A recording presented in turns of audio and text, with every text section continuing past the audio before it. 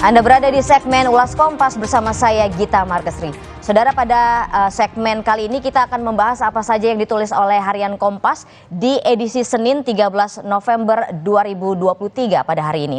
Judul besar yang ditulis oleh Harian Kompas ini adalah manipulasi hukum abaikan nurani.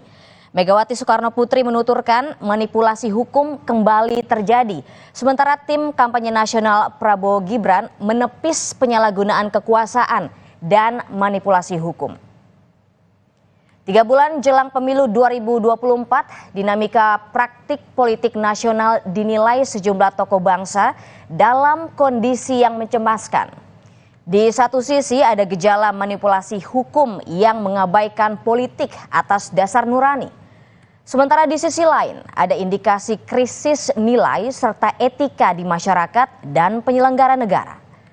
Keprihatinan atas kondisi politik nasional ini diutarakan secara terpisah oleh tokoh-tokoh dan elemen masyarakat sipil. Sementara itu dalam pernyataan terpisah, Presiden kelima Republik Indonesia sekaligus Ketua Umum Partai Demokrasi Indonesia Perjuangan, Megawati Soekarno Putri menyampaikan pidato yang merespons dinamika politik nasional jelang pemilu 2024, khususnya dinamika di Mahkamah Konstitusi. Sementara itu di halaman 15, ini Harian Kompas masih menuliskan tentang gelaran Piala Dunia U17 FIFA Indonesia 2023 yang berjudul Pantang Lengah Hadapi Panama. Demi mencetak sejarah, Garuda Muda minimal membutuhkan 3 poin dari 2 game yang tersisa. Peluang Indonesia lolos ke fase gugur ditentukan pada laga menghadapi Panama malam nanti.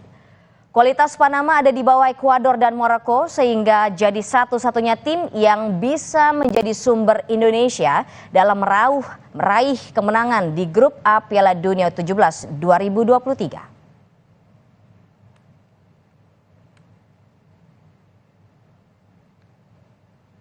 Untuk informasi selengkapnya bisa Anda baca di Harian Kompas yang terbit pada edisi kali ini Senin 13 November 2023.